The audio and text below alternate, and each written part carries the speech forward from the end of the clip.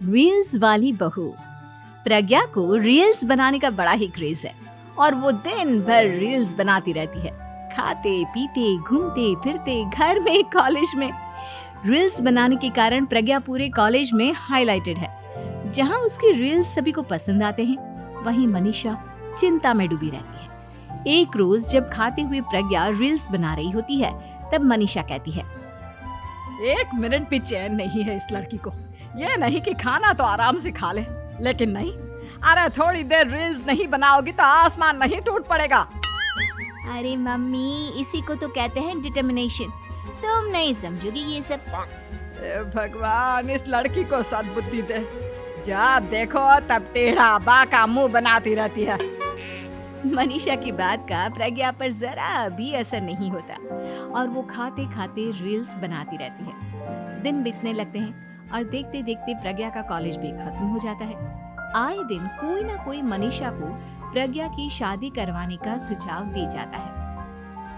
सब ठीक ही कहते हैं, प्रज्ञा की शादी कर देनी चाहिए। अपने घर के काम काज में व्यस्त हो जाएगी तो खुद ही ये रील्स और नाच गाना बंद हो जाएगा। मनीषा और प्रेम प्रज्ञा के लिए एक अच्छा लड़का ढूंढने लगते हैं और तभी विकी का रिश्ता प्रज्ञा के लिए आता है, जिसने प्रज्ञा को उसकी रील्स देखकर पसंद कर लिया था। अगले दिन विकी अपने माता पिता के साथ प्रज्ञा के घर पहुंच जाता है और प्रज्ञा साड़ी पहने हाथों में चाय की ट्रे लिए उनके सामने आती है। जब विकी को पसंद है तो हमें भी बहू पसंद है। बहन जी, आप बारात की तैयारी कीजिए।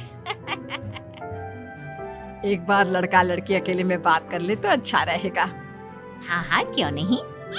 मनीषा विकी को प्रज्ञा के कमरे में भेजती है, जहां प्रज्ञा पहले से ही रील्स बना रही होती है। तभी विकी कहता है, आ गए आपके साजन जी। हमारे साथ ये रील्स कंप्लीट करती तो और भी अच्छा रहता। अच्छा जी, अब आ ही गए हैं तो बना ही लेती हूँ आपके साथ। दोनों मिलकर रील्स बनाते हैं। जब वी मीट और तुरंत पोस्ट भी कर देते हैं। फिर विकी कहता है, जब आप साड़ी में चाय लेकर आए तब मुझे लगा कि कहीं मैं गलत घर में तो नहीं आ गया। अब सही है। दोनों की शादी पक्की हो जाती है और शादी के दिन भी प्रज्ञा रील्स बनाने से चूकती नहीं। यहाँ तक कि बारात के समय भी नाचते हुए रील्स बनाती है। सभी लोग प्रज्ञा की तारीफ के फूल बांध देते हैं और प्रज्ञा नाचती गाती अपने ससुराल चली जाती है। सब कुछ अच्छा चल रहा होता है।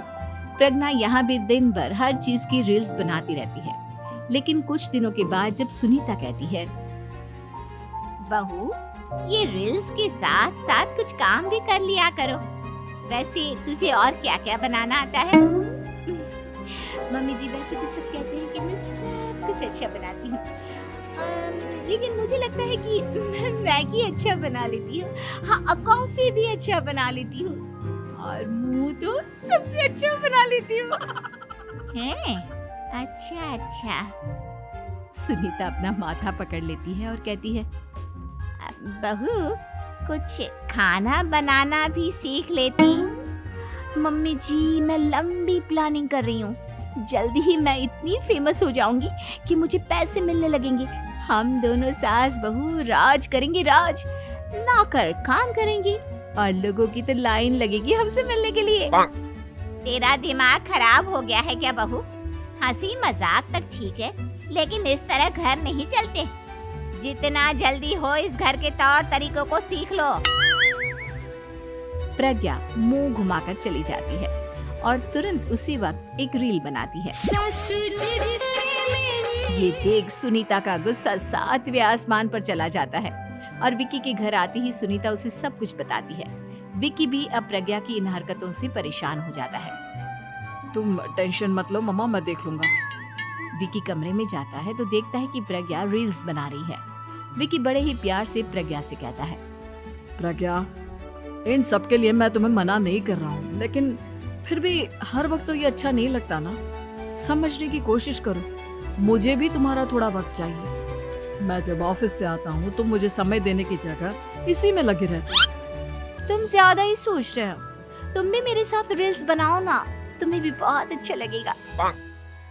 तुम्हें इज्जत से कोई बात समझ में नहीं आती क्या? दिमाग खराब हो गया है तुम्हारा इस चकाचौंध से। अगर तुमने अपना रवैया नहीं बदला तो मैं तुमसे दूर चला जाऊंगा। तुम ही रिश्ता लेकर आए थे, मुझे लड़कों की कमी नहीं थी और ना आज है। विकी दरवाजा पटक कर चला जाता है। धीरे धीरे विकी प्रज्ञा से दूर होता जाता है। एक रोज मनीषा प्रज्ञा के ससुराल उससे मिलने जाती है। तब सुनीता उससे कहती है, बहन जी, अब आई हैं तो कुछ दिन यहाँ रहकर जाइएगा, आप ही का घर है। हाँ मम्मी, बहुत दिन हो गए तुम्हारे साथ एक भी रील नहीं बनाई मैंने। प्रज्ञा तुरंत अपने फोन में रील्स ऑन कर लेती है। ये सब मुझसे नहीं होगा। तेरा ये भूत अभी तक नहीं उतरा क्या? बहन जी, आप कुछ कहती नहीं क्या इसे? जब आप ही कुछ नहीं कर पाई तो मैं कर ही क्या सकती हूँ। सास तो वैसी ही बदनाम है। शाम को घर की लाइट चली जाती है और मनीषा प्रज्ञा से कहती है, मेरे घुटनों में बहुत दर्द हो रहा है, तू लाइट का कुछ इंतजाम करना बेटा। अच्छा, कैंडल जला देती हूँ मम्मा। प्रज्ञा गाते हुए कैंडल जलाती है और खिड़की के पर्दे के पास रख देती है। मनीषा, जिसे बहुत दर्द हो रहा है, वो सो जाती है और प्रज्ञा हमेशा की तरह अपनी रील्स में लग जाती है। उधर कैंडल की वजह से पर्दा आग पकड़ लेता है और मनीषा के कमरे में आग लग जाती है। बचाओ, कोई है, बचाओ। सभी भागते हैं और विकी कमरे की आग बुझाने में लग जाता है, लेकिन तब तक मनीषा आधी जल चुकी थी। मनीषा की हालत देख प्रज्ञा रोने लगती है। विकी मनीषा को तुरंत हॉस्पिटल ले जाता है और उसे एडमिट कराता है। विकी प्रज्ञा से कहता है, देख लिया ना, तुम्हारे इस नाच गाने की वजह से आज तुम्हारी माँ की जान जाते जाते रह गई। अब पता नहीं तुम और क्या चाहती हो। उधर डॉक्टर कहते हैं, इनकी हालत बहुत नाजुक है, आधे से ज्यादा जल चुकी है। प्रज्ञा रोती हुई मंदिर में जाती है और भगवान के आगे जाकर कहती है, भगवान, मेरी माँ को ठीक कर दो। मैं कसम खाती हूँ, हाथ से ये रील्स बनाना छोड़ दूंगी। बस मुझे मेरी माँ वापस मिल जाए। 2 दिन बीत जाते हैं और मनीषा खतरे से बाहर आ जाती है। पेशेंट अब ठीक है, आप लोग उनसे मिल सकते हो। सब कोई मनीषा से मिलता है और प्रज्ञा सबके सामने अपना फोन तोड़ देती है। मुझे माफ कर दो मम्मा, मैंने तुम लोगों की बातों को नजरअंदाज किया।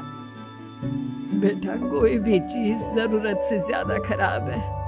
मैंने तुम्हें रील्स बनाने से कभी मना नहीं किया, लेकिन हर वक्त एक ही चीज तो सही नहीं है। मैं समझ गई हूँ मम्मा, आई एम सॉरी। प्रज्ञा उस दिन से रील्स बनाना छोड़ देती है और पूरी तरह से अपने घर में लग जाती है।